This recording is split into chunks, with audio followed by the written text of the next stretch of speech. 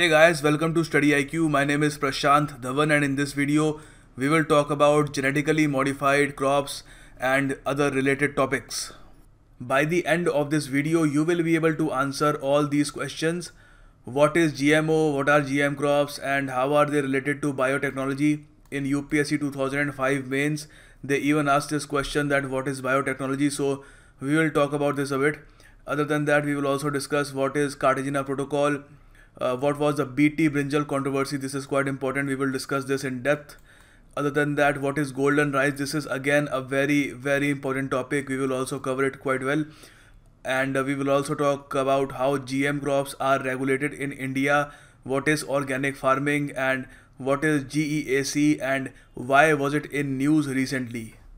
What is biotechnology? Now this is quite an important question. Now first of all, if you just look at this word over here, you can see that it is made up of two words, biology and technology. So technology that is based on biology is biotechnology. It's as simple as that. This is a very simple definition. But if you want to write about biotechnology in your exam, then you should probably go with the NCERT definition. Over here you can see it is written biotechnology deals with techniques of using live organisms or enzymes from organisms to produce products and processes useful to human beings. Alright, so any products or a process that is useful for human beings where we use live organisms or enzymes, it can be called a part of biotechnology. Now some of the examples over here, all of this is from the NCERT book, by the way. You can Google it. I actually encourage you to Google it and do a little research yourself. So over here it is also written that now I do suggest that you should not write this part over here. This is just to explain it in a more simpler manner. So over here it is written that in this sense making curd, bread or wine, which are all microbe mediated processes. Now before questioning this rationale over here, I would encourage you to actually read how curd or bread or wine is made. Then you can actually see that we actually do use microbe mediated processes over there, and it is in a way a part of biotechnology. Of course, not a lot of people would consider this a part of modern day biotechnology. We will discuss that in the next slide over here. So other than that, I have also mentioned the European Federation of Biotechnology's definition of biotechnology, and of course here you should also remember that the headquarters of EFB, European Federation of Biotechnology, is in Barcelona, Spain. This is quite important. So these guys have given a different definition. They say the integration of natural science and organisms, cells, parts thereof and molecular analogues for products and services. This is biotechnology according to them. This is a more broad definition of biotechnology. They have taken in view both the traditional view and the modern view of biotechnology. But if you're going to write about biotechnology in the UPSC mains or any other competitive examination in the descriptive paper, then I suggest that you should go with the NCERT definition. Over here we have all the modern day applications of biotechnology. First of all, healthcare. This is quite important. Biotechnology is used in abundance in the healthcare sector. First of all, in diagnostics aid, to diagnose if someone has any problem, to create new drugs to cure illnesses, gene therapy. This is a very important concept. We can actually make an entire video on gene therapy. Other than that, genetically engineered insulin, that is very beneficial for diabetic patients, of course. Then of course we will discuss this topic in depth, crop production and agriculture. So genetically modified crops come under the wing of biotechnology. Alright, so we can say that GMO is basically a branch of biotechnology. Now this is a very important sentence. Suppose if you want to write about GMO somewhere, or if you just want to write about biotechnology, then you can add this sentence and it adds a lot of weight to your answer. It really makes your answer seem better. So what is GMO? In a nutshell, we are talking about seeds that are resistant to pest, drought, salinity, all these things. Alright. Other than that, biotechnology is also used in the industrial non-food uses of crops. For example, to create biodegradable plastics, vegetable oils, biofuels, and of course this is quite important, environmental applications to treat waste. Now of course we can't really just throw all the human waste in rivers without really treating it. We must treat it to make sure that human waste is not really causing a lot of damage to the environment. So over here biotechnology is used as well. So now we will focus on the crop production and agriculture part, because this is the theme of the video. Now we have already discussed that genetic modification of crops or genetic engineering is a branch of biotechnology. Now, in order to understand what exactly is genetic modification, we need to understand how it works. Now, listen carefully what I'm going to say over here. All life is composed of cells that contain genes, right? And genes are made up of what? Molecules that are called DNA. The DNA molecule of an organism contains information about its characteristics and behavior. Now, for example, if we look at an apple, why does every apple seed grow into the same shape or form of an apple? Why doesn't it turn blue or some other color, or why doesn't it change the shape? Why is every apple roughly the same? Why are all of them sweet? Why are all of them of the same shape? Why do all of them have some red color in them? Because in their DNA all that information about their characteristics is written. Alright, so that's where they actually get all the information that what they are supposed to be. Their DNA is basically telling them what their form is supposed to be. Alright, now genetic modification manipulates the genes in an organism to change its characteristics. It can move a favorable gene from one organism to another. GM can make a plant resistant to specific pests or diseases. For example, just have a look at this tomato over here. Now imagine a country where farmers are very much dependent on tomato agriculture. They are just dependent on tomatoes to make sure that their economy keeps going. But every year a lot of pests destroy 25% of the crop. Now of course that is a big loss to the farmers. So if they try to use genetic modification to solve this problem, what they will do is that they will take genes of a bacteria, a part of the genes of a certain bacteria that actually kills the pests. Now the pests do their best to stay away from the bacteria, but what we are cleverly doing is we are just taking out the gene from this bacteria, and of course we are testing that it is not all that harmful to human beings, and at least for the short term, and then we are injecting that gene into the tomato gene. So next time when we plant the tomato seeds and we have a new crop, so these tomatoes are actually poisoned. Alright, in a nutshell, they are poisoned, but they won't really affect human beings according to genetic modification for the short term. Of course, I am adding again and again for the short term. We don't really know whether they will affect human beings in the long term or not, but in the short term they won't really affect human beings, and they will kill the insect, the pests that are eating them. So the farmers actually got rid of the pests without using a lot of pesticides. So we can say that genetic modification is the direct modification of the genetic makeup of an organism by introducing foreign genes. So what we did to the tomato genes was we introduced foreign genes of what? Of a bacteria into the tomato to make it resistant to what? Pests. Now we can do a lot of other things as well. Suppose if we want to make the tomato more nutritious, we can do that as well. Suppose if people aren't getting enough vitamin B in their diet or vitamin C in their diet or whatever it may be, we can actually just inject the gene of a source that has a lot of vitamin A or that produces a lot of vitamin A.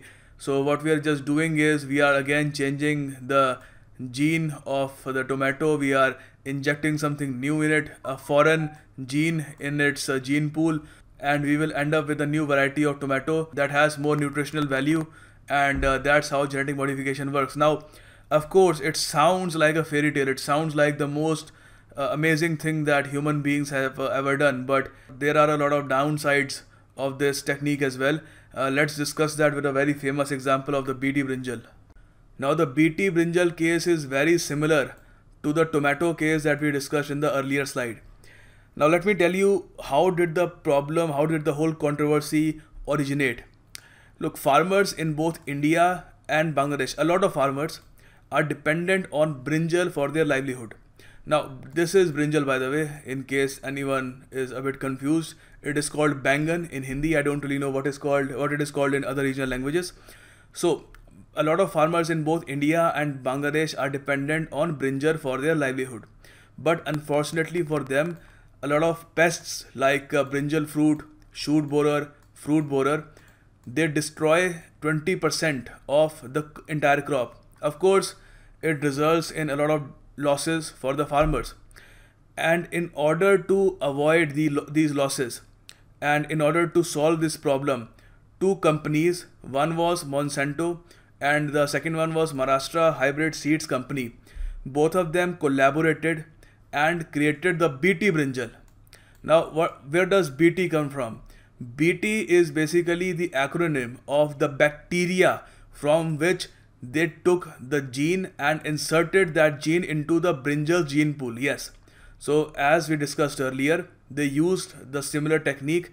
They just took the gene of a bacteria that is supposed to be quite harmful for these pests like brinjal fruit, shoot borer, fruit borer, and they injected it in the gene pool of the organic brinjal. And then they claimed to have created a brinjal that is actually poisonous for the pests, but it will have absolutely no negative impact on the health of the person who eats it. It will have no negative impacts on human beings, and it will also have no negative impact on the environment. Now this is what they claimed, but of course the whole idea seemed very dangerous. A lot of environmentalists were up in arms. They did not like the idea of BT brinjal at all, and they vigorously opposed the decision to allow BT brinjal to be sown in Indian soil, because they believed that the BT brinjal seeds will end up destroying the entire land where the farmers are farming right now. Of course, right now 20% of their crops is lost because of the insects, the pests, but the environmentalists believe that after a few years, since we do not really know what will be the ultimate consequences of doing something so radical. Now all this fear about genetically modified crops, about BT brinjal, is basically the fear of the unknown. When people don't know what the BT brinjal will eventually lead to, it might lead to a great way to increase the production of brinjal, or it might ruin the environment. Again, it's a big risk, and the environmentalists are just not ready to take that risk. So that is why a lot of environmentalists opposed BT brinjal, and ultimately Supreme Court imposed a 10-year ban on BT brinjal. But that was not the end of the story for BT brinjal in the Indian subcontinent. After it got banned in India, it knocked Bangladesh's door, and Bangladesh again they granted entry to BT brinjal, and they decided to go ahead with this experiment. Let's have a look at the Bangladesh experiment. The BT brinjal got mixed reviews in Bangladesh. Why did it got mixed reviews? Well, allow me to explain. Whenever a news channel from a developed country, a Western country, interviewed any Bangladeshi farmer about the GM crops and how have they benefited the Bangladeshi farmers, the Western news channels used to present a very rosy picture that the GM crops are very successful in improving the quality of crops over there, and it has also helped the farmers save a lot of money. But whenever an Indian media channel or a Bangladesh news channel tried to cover the same story, the farmer used to tell a different story, that overall his crop production has not been affected all that much. In fact, his expenses have increased, and he is not at all satisfied with BT brinjal. So it got a lot of mixed reviews overall. But after the Bangladesh government allowed 400 to 300 Bangladeshi farmers to use the BT brinjal, a lot of environmentalists in India were alarmed again. They wrote a letter to the Ministry of Environment to urge that the Indian government should explore all the options under the Cartagena Protocol to ensure that Bangladesh takes all the measures to ensure that the biodiversity of India is safeguarded, because since India and Bangladesh share a border, the BT brinjal crop could spread into the Indian border, and the Indian environmentalists weren't even ready to take that much of a risk. Alright, so now let's read a bit about the Cartagena Protocol. The Cartagena Protocol, this is quite famous. Cartagena is a city in Colombia. Although this protocol was supposed to be held in Colombia, but due to some reasons they couldn't organize it over there, and eventually it was held in Canada, Montreal. And of course, the Cartagena Protocol was a result of the 1992 Rio Earth Summit. It was a very historic event, so you should know about that. So, the Cartagena Protocol on Biodiversity was the first international regulatory framework for safe transfer, handling and use of LMOs. LMOs are basically the same thing as GMOs. Basically, LMOs come under GMOs, alright. LMOs means living modified organisms. So don't get confused that, sir, suddenly why are you saying LMOs? It's basically the same thing as GMOs. And it was signed on the year 2000. Now, a very important question that can be asked over here is United States of America a signatory to the Cartagena Protocol? Your answer will be no. Alright, so the US refused to ratify the Cartagena Protocol because, look, first of all, let's just look at the objective of the protocol, then I will explain why the US refused to ratify it. The objective of the protocol is to contribute to ensuring an adequate level of protection in the field of safe transfer, handling and use of LMOs. Alright, so again, it's quite obvious that whenever you're talking about living modified organisms, if you transfer it from one continent to another, you must ensure that it does not harm the environment over there, because this is pretty much like playing with fire. We are doing things that we don't really have complete control on, and it can have severe consequences if only a slight thing goes wrong. The protocol is dedicated to the adequate protection in the field of safe transfer, handling and the use of LMOs, resulting in the modern biotechnology that may have adverse effects. Now, when I talk about adverse effects, a lot of things can happen. Even a plague can be created in worst case scenario, since again we are messing with something that is very delicate. All right. And adverse effects on the conservation and sustainable use of biological diversity, taking also into account risks to human health, and specifically focusing on transboundary movements. Alright, so over here, as you can see, focusing specifically on the transboundary movements. That is why the environmentalists in India forced the government of India to make sure that the Bangladesh government ensures that no BT brinjal crop spreads to the Indian side of the border. Alright, so this was all, they were all asking for this to be done under the Cartagena Protocol. Now, why did the US refuse to ratify this protocol?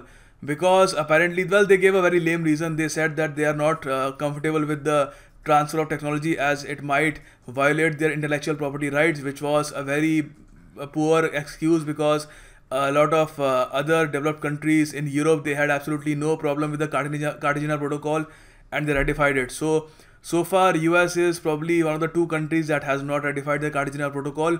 And of course, for your UPSC preliminary exam point of view, this is a very important thing that you should know. Now let's talk about golden rice. They can ask about this in UPSC mains or prelims, anywhere you should know about it, since GMO is so much in the news these days. Golden rice is basically a new type of rice that contains beta carotene. Now, beta carotene is a source of vitamin A. Vitamin A is a cause of the deficiency of vitamin A is the cause of serious public health problems affecting millions of children and pregnant women globally in India and Africa. And golden rice is being developed as a potential new food-based approach to improve vitamin A status. So, of course, golden rice is a genetically modified crop. It is a genetically modified food, and golden rice was developed using genetically modifying techniques with genes from corn and a common soil microorganism that together produce beta carotene in the rice. Alright, so let me just show you some other points, and I will also show you what golden rice looks like. Yeah, so of course, since it is genetically modified, a lot of environmentalists around the world, they opposed golden rice because they believed that it will eventually lead to the degradation of the soil wherever it is sown, and it will reduce its fertility, and we cannot allow people with low immunity, people who don't have adequate nutrition, to consume something that is genetically modified. It is like playing with their health. It is as if you are using them as guinea pigs in a big experiment. So a lot of environmentalists, including Greenpeace, was against golden rice, but a lot of people supported it as well. One of its prominent supporters were Bill Gates and his wife Melinda Gates.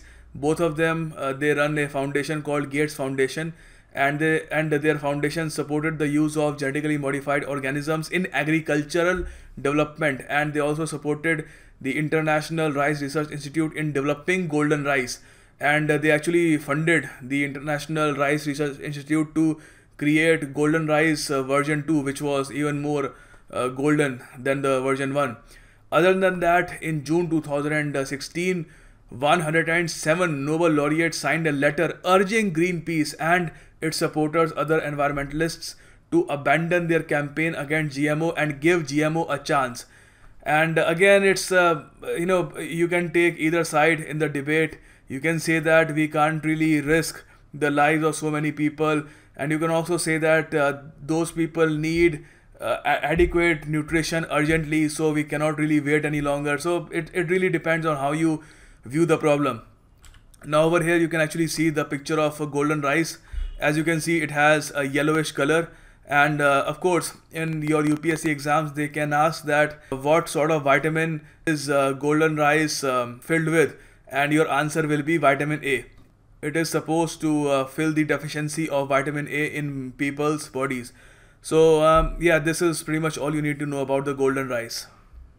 Now let's talk about the GEAC. It was in news recently, so we should probably know about its history as well. GEAC was renamed in 2010. Earlier it was called Genetic Engineering Approval Committee. In 2010 it was renamed as Genetic Engineering Appraisal Committee. Alright, so basically it was set up to approve activities involving large scale use of hazardous microorganisms and recombinants in research and industrial production from environmental angle. Basically it was used to keep a check on GMOs. Alright, so one of its main functions was to permit the use of GMOs and products thereof for commercial applications. Recently it was in news because it gave approval to genetically modified mustard seeds to be used. So that's why there was so much controversy recently about GEAC and its decision to do so, because again, environmentalists in India are very sensitive when it comes to GMO. Now over here we have a question from UPSC Prelims 2015 about the Genetic Engineering Appraisal Committee. You have to tell under which act was this constituted, and you can just pause this video and attend this question in the comment box below. Now let me tell you the correct answer. The correct answer is C. Alright, so it was constituted under the Environment Protection Act 1986, and it actually takes all the action that it has to take under this act as well. Alright, so make sure that you remember this. Now let's talk about organic farming. Since we are talking about GMO so much, we should probably talk about organic farming as well. There are many explanations and definitions. Well, by the way, this definition comes from United Nations Food and Agricultural Organization. Its headquarters are based in Rome. Alright, so it's not like I just took this definition out of anywhere. It comes from a very reliable source. So what United Nations Food and Agricultural Organization says about organic farming is, there are many explanations and definitions for organic agriculture, but all to state that it is a system that relies on ecosystem management rather than external agricultural inputs. So alright, so by they are probably referring to GMOs when they say external agricultural inputs. Alright, so it is a system that begins to consider potential environmental and social impacts by eliminating the use of synthetic inputs such as synthetic fertilizers and pesticides, veterinary drugs, genetically modified seeds, breeds, preservatives, additives, all these things. Alright, these are replaced with site-specific management practices that maintain and increase long-term soil fertility and prevent pests and diseases. And I think this is probably the best definition of organic farming that you can ever get. I strongly suggest that you either take a screenshot or just write all this down somewhere, and if you add this in your answer, if you have to write about organic farming anywhere, and you probably will eventually, then you can definitely add this point. Now the GEAC was in news recently because of GM mustard. This is called GM sarso in Hindi, don't really know about other regional languages. So on 11th May, the regulator for transgenic products, the Genetic Engineering Appraisal Committee under the Environment Ministry recommended approval for commercial production of GM mustard. Now, if the ministry grants permission, it will be the first for a GM crop in India. Alright. So again, this is quite historic. Already we are using GM cotton over here. GM mustard was developed by the Delhi University based Center for Genetic Manipulation and Crop Plants, and as I said earlier, at present only GM cotton is used in India, and even the experience that many farmers have had with the GM cotton is not very satisfying. It doesn't really increase the production of cotton at all. In fact, it just increases the expenses, and a lot of farmers that attempted to use the GM cotton earlier are now switching back to a more organic form of farming. Other points that you should probably know about is that DMH11 is a genetically modified mustard hybrid.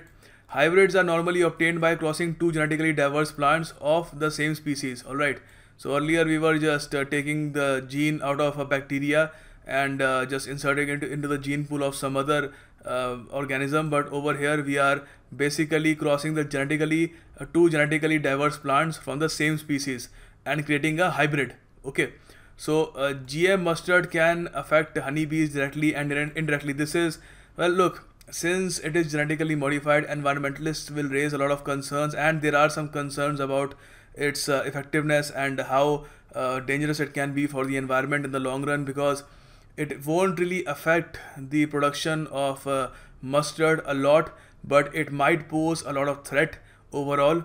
And again, it's all about India's decision to actually move forward with this or not, because India's neighbors have already moved forward with this.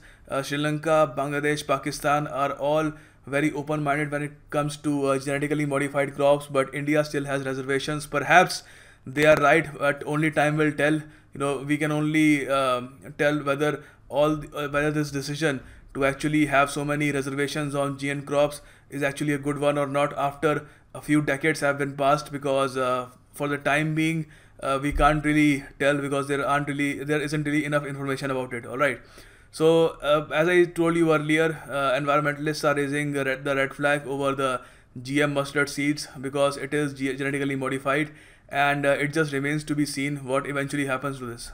And we have reached the end of this video. Do make sure to like it, leave a comment, and share this video with your friends and spread the knowledge.